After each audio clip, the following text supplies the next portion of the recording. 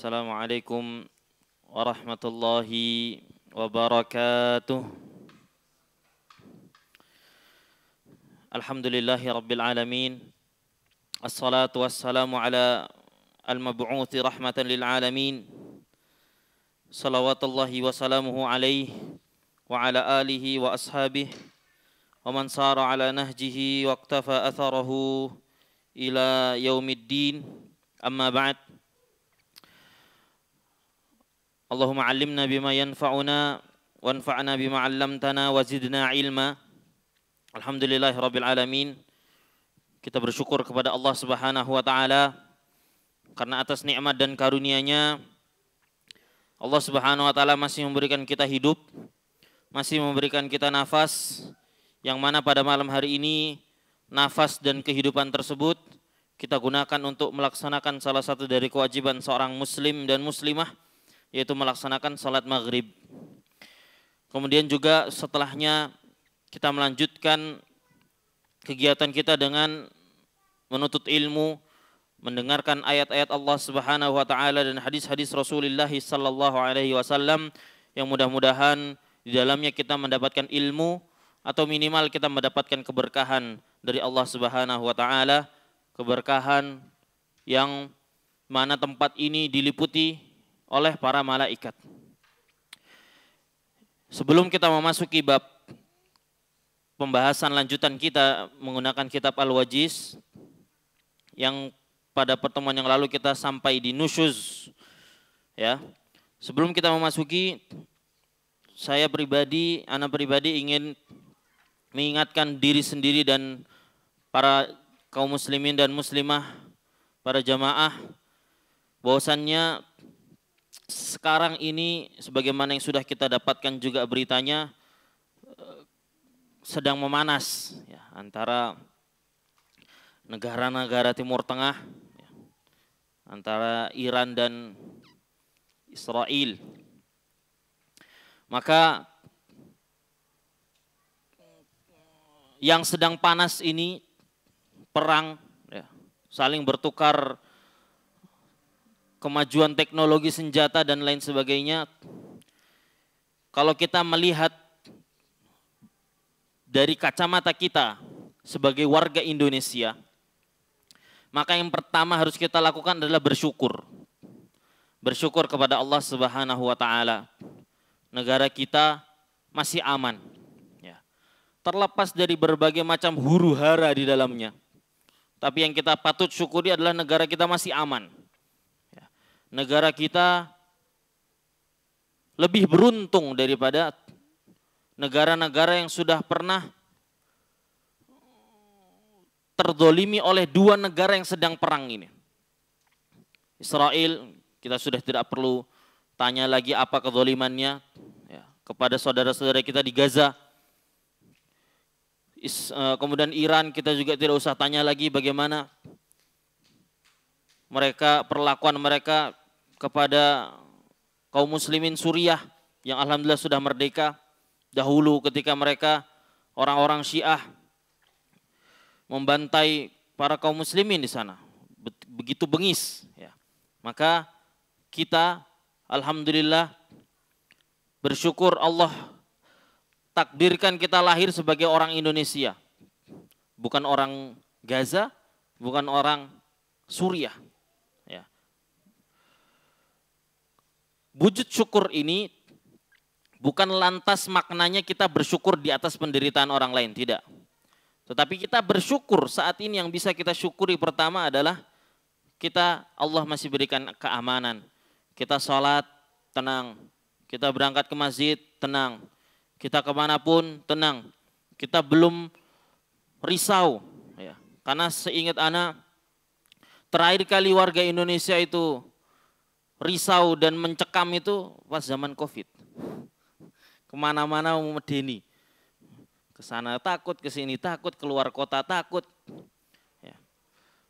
Itu mencekam sekali jujur saja. Insya Allah kita semua juga merasakannya saat itu. Kesana nggak bisa. Orang batuk saja yang sensi langsung semua didelok iki. Wah, iki batuk iki. Zaman sekarang alhamdulillah saat ini sudah orang batuk biasa sekarang. Ya. Maka Kita bersyukur kepada Allah kita masih diberikan ketenangan itu. Kemudian setelah bersyukur yang kedua adalah kita berdoa. Kita doakan saudara-saudara kita. Saudara kaum muslimin dimanapun mereka berada. Di Gaza maupun di kota-kota konflik lainnya yang mungkin tidak seviral di Gaza mungkin. Ya. Kita berdoa semoga Allah jaga mereka. Setelah kita berdoa, kita usaha apa yang bisa kita usahakan? Kita mau donasi, banyak sekali lembaga-lembaga kemanusiaan, banyak sekali akun-akun sosial media yang menyalurkan bantuan.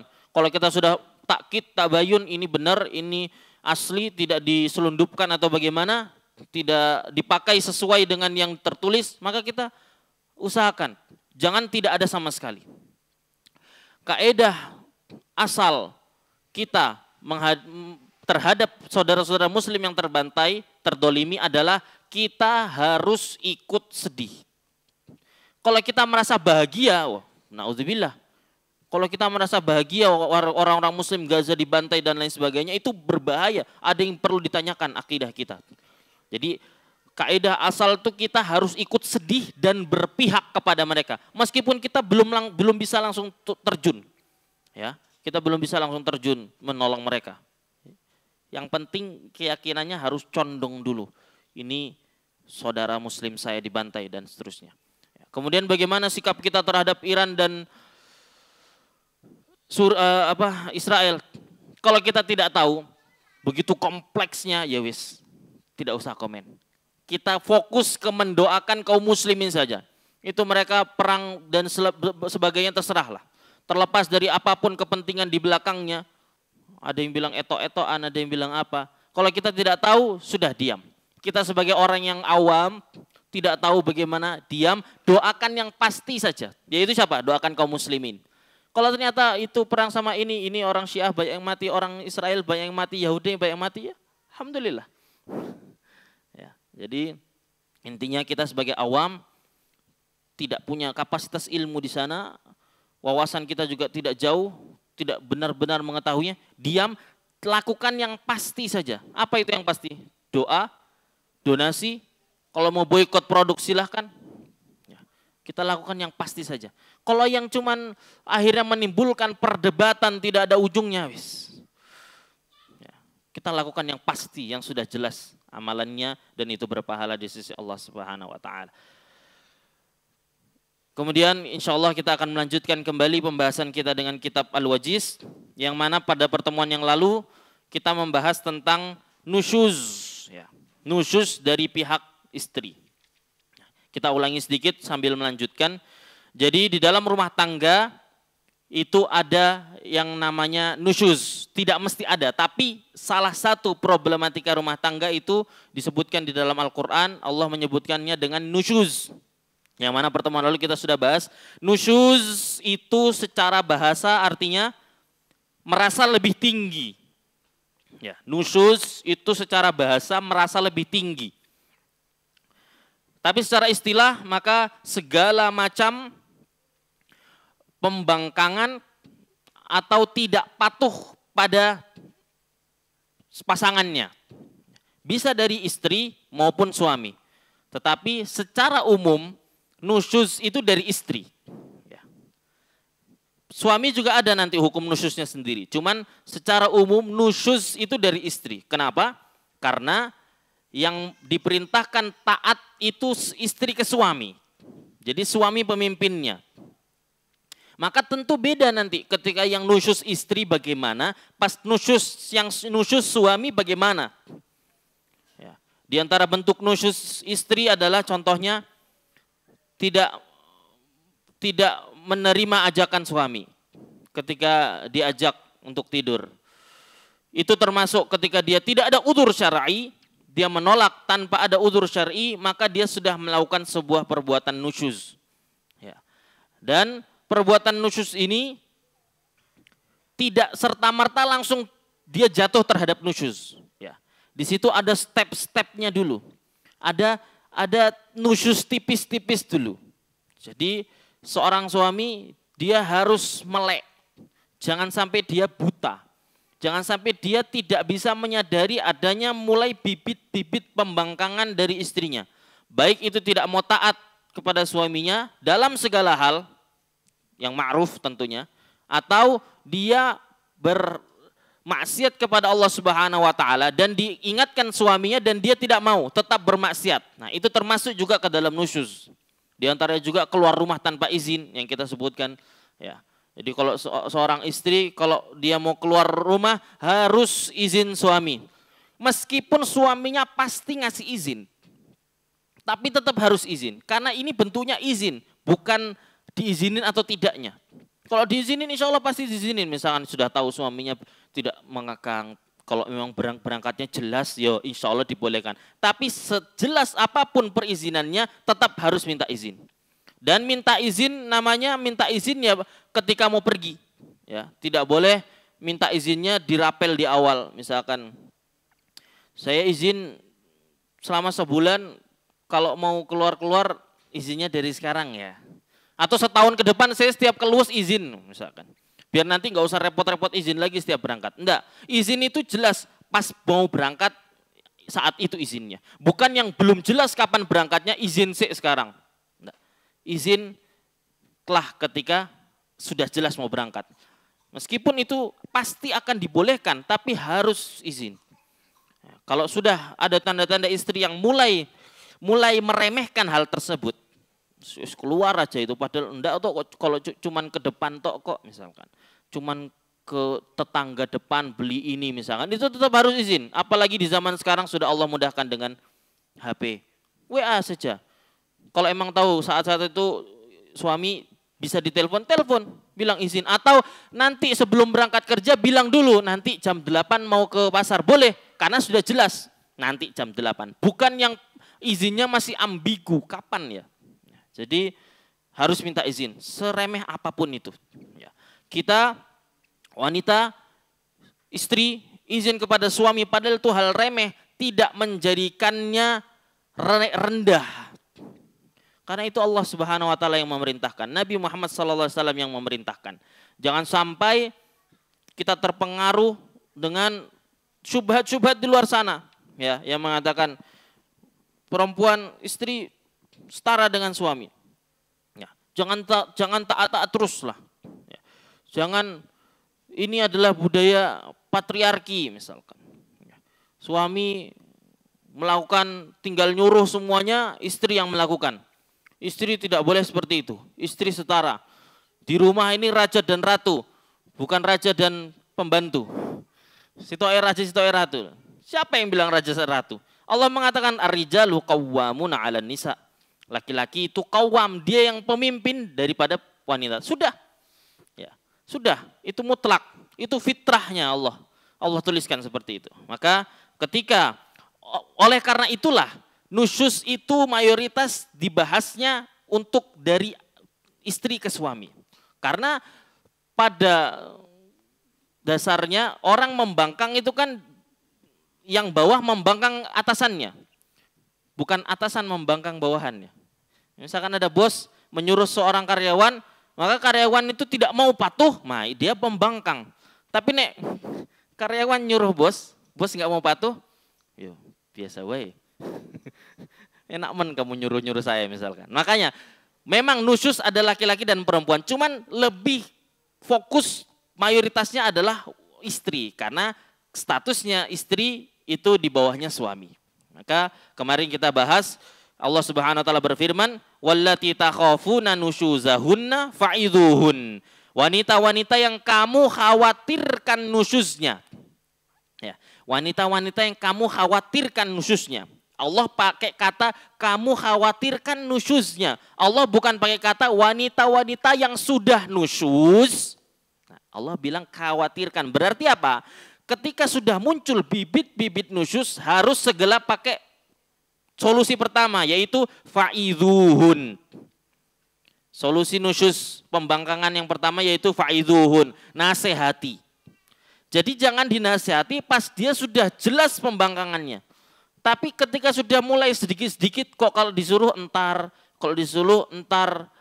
agak entar, males atau gimana. Sudah mulai bibit-bibit itu, meskipun hatinya bukan benar-benar pengen membangkang, merasa lebih baik dari suami dan gak pantas disuruh-suruh, tapi sudah ada bibit-bibitnya, maka segera dinasehati.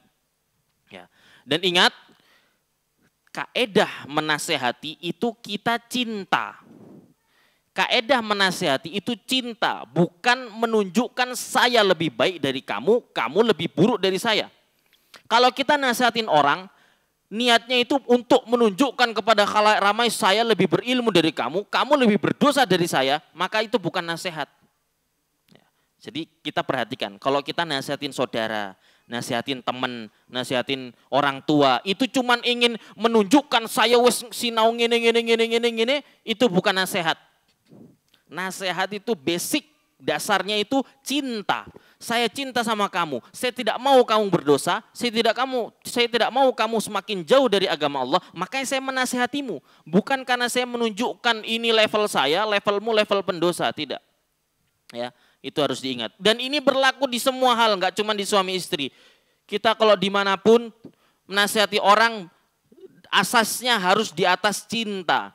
Kalau orang di sosial media, komentar-komentarnya isinya menasihati, tapi nasihatnya bentuknya sarkasme.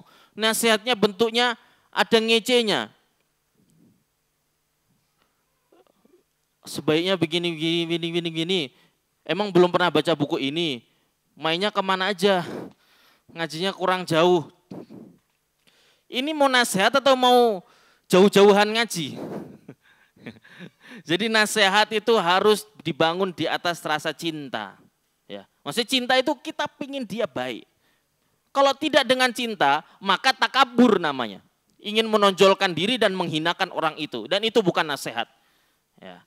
Maka pertama yang dilakukan suami ketika sudah melihat bibit-bibit dari istrinya, yang mungkin ada penolakan-penolakan, maka dinasehati. Diingatkan, ingat kamu diperintahkan oleh Allah untuk taat kepada suami. Nabi Muhammad mengatakan kalau seandainya boleh memerintahkan sujud kepada selain Allah, maka aku akan perintahkan wanita sujud kepada suaminya. Tapi tidak boleh sujud kepada selain Allah. Ruku tidak boleh kepada selain Allah. Ya. Maka ini menunjukkan betapa wanita harus taat kepada suami. Taatnya bukan taat yang absolut, bukan taat mutlak.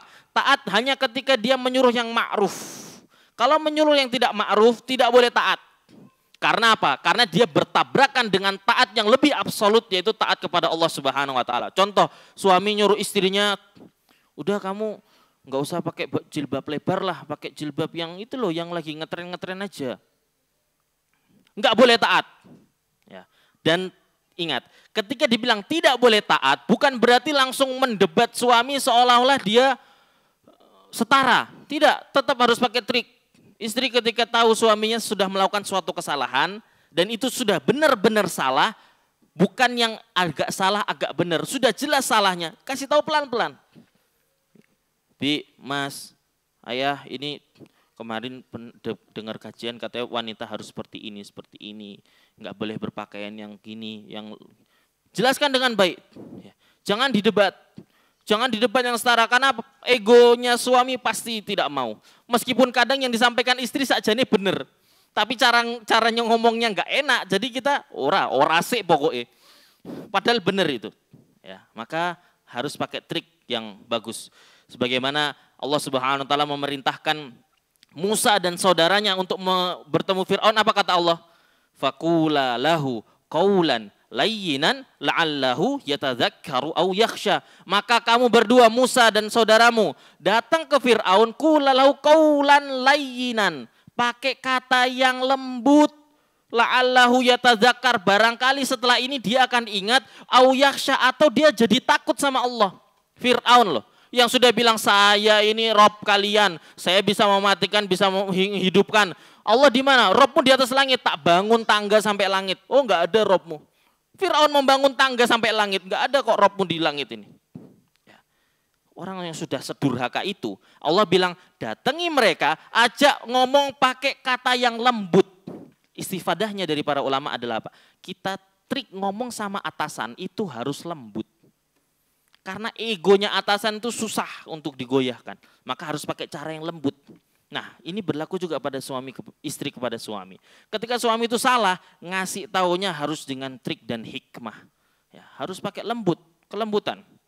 Maka ketika istri itu diperintahkan hal yang tidak ma'ruf dan itu jelas maksiat, maka tidak boleh. Tapi kalau itu mubah, ya mubah saja, misalkan aku nggak suka kamu pakai baju yang warna biru dongker, pakai hitam aja. Biru dongker boleh aja, hitam ya harus pakai hitam. Harus taat pakai hitam. Aku nggak suka kamu pakai baju ini misalkan. Ini jelek misalkan bajunya, ganti yang lain, ganti saja. Itu hal mubah, ganti saja. Ya, taati saja suami. Maka ketika istri sudah mulai ada bibit-bibit pembangkangan, maka harus dinasihati. Ketika pembangkangannya semakin nyata, nasihat tok enggak mempan, maka pakai solusi yang kedua, yaitu wahjuruhunna fil madaji. Wahjuruhunna al-hajar. Hajar itu bahasanya artinya boikot. Boikot itu apa? Yang diemin lah. Hajar itu diemin. Wahjuruhunna fil madaji. Ketika nasihat tok enggak cukup, maka harus pakai mengingatkan yang kedua, yaitu dihajar. Hajar ada dua, hajar qaul sama hajar fi'il. Mendiamkan pakai mulut sama mendiamkan dari perbuatan. Mendiamkan pakai mulut, maka mendiamkan istrinya. Misalkan kita sudah marah, dia terus-menerus membangkang, padahal itu hal yang harus ditaati, kita diamkan di istri kita. Para ulama menyebutkan ada yang mendiamkannya bebas sampai istrinya tobat. Ada yang mengatakan tidak boleh lebih dari 3 hari. Karena hadis Nabi Muhammad mengatakan la yahilu limro'in ayyahjura akhahu fawqa thalathati ayyam. Atau kama qala Nabi sallallahu alaihi wasallam. Tidak boleh seorang mukmin ngacangin saudaranya lebih dari 3 hari. Maka ulama ada yang mengatakan hajar ini diantara Syekhul Islam Ibnu Taimiyah mengatakan untuk hajar diamkan secara omongan itu cuma 3 hari saja. Tapi insya Allah cukup Pak ya 3 hari. 3 hari suami enggak ngajak ngomong istri kayaknya mesti kroso lah. Ya, pasti kroso. Nek enggak kroso, ya berarti pakai hajar fi'il. Hajar fi'il itu apa? Hajar fi'il itu tidak menyentuh istri sama sekali. Dengan menunjukkan marah dan teguran kita berupa tidak menyentuhnya. Mungkin yang biasanya kita suka pegang-pegang, tidak pegang dulu. Atau tunjukkan gestur kita sedang marah atas sesuatu. Ya. Tapi ini juga ada tidak mutlak. Kalau di hadapan anak, punya anak tidak boleh. Ya, itu cukup harus ketika momen berdua saja. Tapi ketika di depan anak tetap mode orang tua yang sedang akur. Ya, jadi ada dibuat mode on off-nya. Kalau di dalam kamar mode on. Maksudnya mode on untuk dihajarnya. Tapi keluar pintu off lagi. Ya, meskipun mungkin kesal-kesal tapi harus terlihat seperti akur, tidak apa-apa. Itu tidak boleh. Tidak boleh menghajar istri di luar rumah ataupun di hadapan orang-orang. Ketika di hadapan orang-orang enggak boleh. Lagi nesu-nesuan kondangan mangkatnya dewe-dewe misalkan. Suaminya dewe, istrinya di belakang. Enggak boleh. Itu namanya mempermalukan istri. Padahal apa? Nusyus, solusi nusyus ini Allah jadikan itu untuk untuk memberikan dia ilmu, untuk ngajarin, bukan untuk mempermalukan. Kalau sudah kita sampai ke derajat mempermalukan, kita enggak bijak sebagai laki-laki. Kita enggak bijak sebagai suami dan itu bukan manhaj Nabi Muhammad SAW. Jadi memboikot, mendiamkan, menunjukkan kita ini marah itu tetap niat asasnya saya ingin mengajarimu. Ya. Tapi kalau sudah untuk sampai menghinakan, dikacangi, dibiarkan dan lain sebagainya, maka itu bukan sebagaimana yang diperintahkan oleh Allah Subhanahu wa taala. Kemudian ketika mendiamkan ternyata tidak bisa, misalkan. Zaman sekarang itu susah kalau mendiamkan. Karena sudah ada apa? Sudah ada HP. Istri 3 hari didiamkan sama suaminya, santai aku scroll Instagram saya tenang kok. Kalau zaman dulu mungkin iya ya. Istri satu-satunya untuk ngobrol sama suami ya ngobrol sama suaminya tok. Dia enggak ada hiburan lain, ya. Hiburannya ya kalau suami yang ngobrol, kalau pas suami yang diem kan wis garing. Nek saiki wis rapopo. Ada scroll aman saja, hidup saya masih tenang, masih bisa chatan sama saudaranya, sama temannya, biasa saja, tidak merasa tertekan. Ya, tapi kalau itu tidak bisa, maka lanjut ke solusi ketiga yaitu wadribuhunna, dipukul. Pukul di sini dorbun ghairu mubarrih. Pukulan yang tidak membekas dan melukai. Tidak bikin memar, tidak bikin luka, tidak mencederai. Ya. Para salaf juga ada yang mengatakan mukulnya pakai siwak. Oh, sakit pakai siwak, Pak. Nek siwak yang seutuh ya paling. Nek siwak yang sudah siap pakai ya enggak sakit. Intinya apa? Pukulan di sini maksudnya pukul untuk kembali ke niat asas takdib, untuk mendidik. Jadi bukan pukulan pelampiasan amarah laki-laki ya. Laki-laki kalau dia mau melampiaskan amarahnya suami itu, kalau mau mengeluarkan tenaganya sangat mudah ya. Sangat mudah, tapi Allah Subhanahu wa taala tidak memerintahkan seperti itu ya. Jadi pukulan adalah pukulan takdib, pukulan yang bentuknya itu pukulan yang untuk mendidik ya. Ini sebagaimana yang disebutkan hadis Nabi Muhammad SAW. Pernah suatu ketika Nabi Muhammad mengatakan, la tadribu ima Allah. Jangan kamu pukul hamba-hamba perempuan Allah, istri-istri. Nabi mengatakan jangan pukul istri. Terus Umar faja'a Umar ila Rasulullah faqal za'iranin nisa ala azwajihim. Umar lapor ke ya Rasulullah, banyak kaum wanita sudah berani melawan suaminya. Bayangkan, ini zaman Nabi sudah banyak wanita yang melawan suaminya.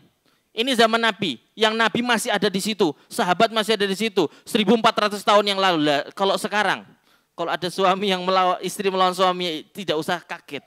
Yang zaman dulu aja masih ada Nabi aja sudah ada kejadian seperti itu. Ya Rasulullah, para wanita sudah berani melawan suaminya. Kemudian Nabi lanjut mengatakan, kemudian beliau memperbolehkan memukul mereka. Akhirnya setelah itu, farakhasa fi darabihinna. Akhirnya Nabi, kemarin saya bilang jangan pukul, sekarang boleh mukul. Tapi pukulan yang tidak menyakitkan. Ya. Kemudian setelah itu, setelah Nabi memperbolehkan mukul, ternyata para sahabat, orang-orang lain yang berkeluarga, ada yang mukulnya bukan mukul takdib, mukul yang keras. Akhirnya gantian, istri-istri yang datang kepada Rasulullah, datang lagi mengadukan perilaku suaminya. Ya Rasulullah, bolehkan mukul tapi mukulnya berlebihan. Kata Rasulullah SAW kemudian, laisa ulaika bi khiyarihim. Terus Nabi mengatakan, orang-orang itu, para suami yang keterlaluan dalam memukul bukanlah orang baik. Jadi pertama tidak boleh dipukul. Terus Nabi bolehkan. Terus ternyata ada yang berlebihan, maka itu tidak boleh. Jadi memukul tidak boleh untuk melampiaskan amarah. Harus karena ingin mendidiknya. Ya. Itu step-step untuk ketika kita sudah melihat dari istri itu ada pembangkangan nusyuz. Ya. Ini yang dari istri. Nanti bagaimana kalau itu nggak mempan juga, kita akan bahas nanti setelahnya. Sekarang kita bahas dulu penerapan nusyuz dari pihak suami. Halaman 613. Allah Subhanahu wa taala berfirman, wa in imra'atun khafat min ba'liha nusyuzan aw i'radan fala junaha 'alaihima ayyusliha bainahuma sulha was-sulhu khair wa uhdiratil anfusus syuhha wa in tuhsinu wa tattaqu fa innallaha kana bima ta'maluna khabira. Dan jika seorang wanita khawatir akan nusyuz atau tidak acuh dari suaminya, maka tidak mengapa bagi keduanya mengadakan perdamaian yang sebenar-benarnya. Jadi ketika yang nusyuz itu suami, bentuk nusyuz suami itu apa sih? Kalau nusyuz istri kan jelas, disuruh sama atasan, sama yang pemimpin yaitu suaminya tidak patuh, maka jelas membangkang. Lah terus bentuk pembangkangan suami itu bagaimana? Di antara contoh pembangkangan suami adalah pertama yang paling jelas itu tidak memberi nafkah. Tidak memberi nafkah itu termasuk nusyuznya suami. Ya. Nafkah apapun, lahir maupun batin. Nafkah ini. Kemudian yang kedua, di antara contoh nusyuz yang lain, nusyuznya suami, nusyuznya pemimpin ke bawahannya yaitu istri, adalah memperlakukannya dengan kasar. Ya, memperlakukannya dengan kasar itu bentuk nusyuznya suami. Ya, memperlakukannya dengan kasar.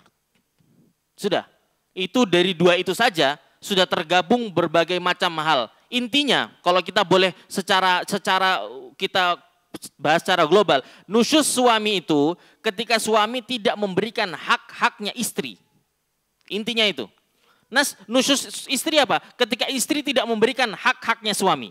Kalau kita membahas secara umum, simpelnya itu apa nusyuz? Nusyuz itu suami tidak memberikan hak-hak istri, istri tidak memberikan hak-hak suami. Dan hak-hak apa aja? Banyak sekali. Haknya istri banyak. Haknya istri dibaikin, diberikan nafkah lahir maupun batin, dan apapun itu hak-haknya. Suami juga sama, haknya suami apa? Banyak, ditaati, dipatuhi, tidak ditolak, tidak membangkang kepadanya. Jadi secara umum, simpelnya itu nusyuz itu salah seorang pasangan tidak memberikan hak-haknya yang lain. Nah, bentuk nusyuz suami itu ketika suami ternyata melakukan nusyuz, dia keras ke istrinya misalkan, atau melakukan sesuatu yang sangat menyakiti hati istrinya. Mungkin berhubungan dengan perempuan lain meskipun tidak sampai selingkuh tapi berhubungannya berlebih-lebihan misalkan. Atau perlakuan lain yang tidak menyenangkan istrinya. Maka bagaimana solusinya? Kalau suami tadi kan gampang. Kalau suami gampang sekali Allah kasih nasihat, hajar, didiamkan, sama dipukul dengan pukulan yang tidak melukai. Nah kalau istri gimana? Nah, istri beda. Ketika istri yang suaminya nusyuz kepada istri tersebut maka beda. Caranya apa? Sulh, damai. Damai itu bagaimana? Maka istrinya harus bagaimana caranya biar dia bisa berdamai dengan suaminya, imma dengan nasehatin, imma dengan ngajak lapor ke uminya suami misalkan, orang tuanya suami. Jadi tidak ada istri itu mendiamkan. Loh, bayangkan kalau istri dikasih pilihan memukul suami. Maka pukullah suami-suami yang nusyuz, ora kroso. Jadi khusus istri, karena dia secara tingkatan dalam rumah tangga itu dia di bawahnya suami, maka dia tidak bisa pakai cara nusyuz, perlakuan nusyuznya dari suami. Dia harus pakai cara lain yaitu sulh.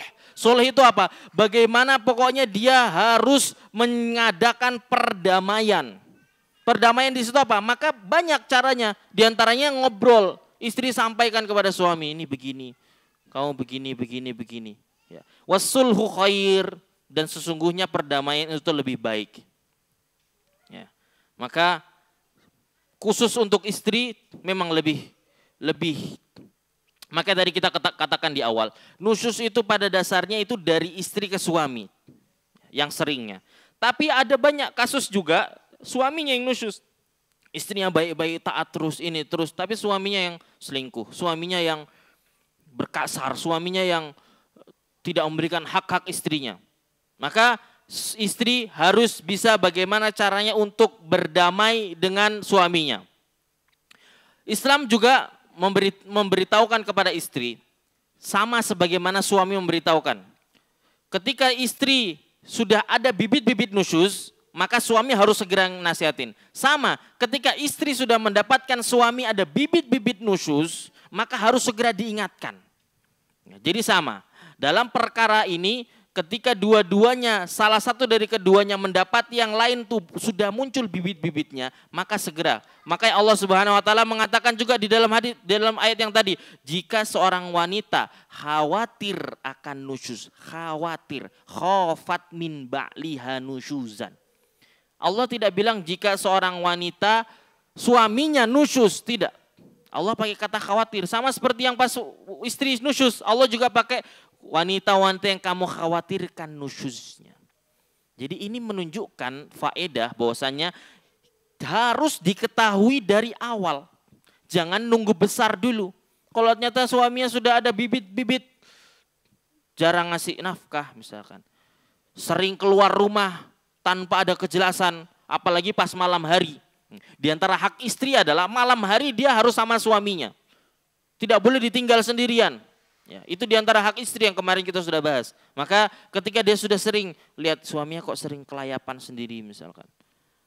Kok suamiku sowering mancing ya saiki misalkan. Mancing terus, sore mancing, bengi mancing.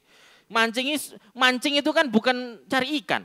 Nek cari ikan kan di pasar langsung tuku sak kilo ya enggak? Mancing itu kan sensasinya lah. Itu mungkin enggak semuanya mendapatkan. Saya juga belum merasakan nikmatnya mancing. Intinya suaminya mancing terus misalkan, atau pergi terus, atau tidak jelas lah. Kok iki misalkan badminton terus atau bal-balan terus dan lain sebagainya, yang itu sudah mengkhawatirkan, maka dikasih tahu dari awal nih, ini apa, kamu sebagai saya butuh kamu sebagai suami, ya. Anak-anak butuh kamu sebagai ayahnya misalkan.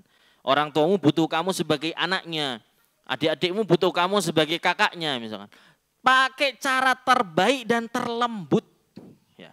Kalau istri mau mendebat suami sudah pasti menang suami nek keras-kerasan suara.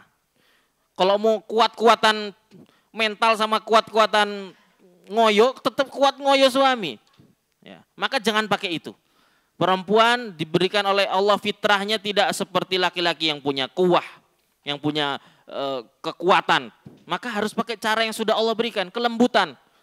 Sesuai dengan tadi kita sebutkan ketika Allah memerintahkan Musa, pakai kata yang lembut. Cara yang bagaimanapun cara lembut. Ya, mari ngeteh, mari bicara misalkan. Kayak iklannya Sariwangi misalnya. Diajak ngeteh dulu atau diajak apa, pokoknya harus ngajak ngobrol. Bagaimana, makanya di dalam kitab ini Syekh Abdul Aziz mengatakan istri itu harus jenius, cermat. Biasanya perempuan itu lebih peka ketika sudah ngelihat suaminya kok kayak agak berpaling, agak apa mau menyarikan saya teman misalkan, mungkin cari saya teman yang kedua misalkan. Pasti istri itu pasti sudah ada feel-nya. Ya, suaminya ada banyak pikiran, kenapa kok gini? Mesti kita nanya, mesti istri itu nanya dan pasti sudah Allah jadikan fitrahnya tuh tahu duluan, perasa.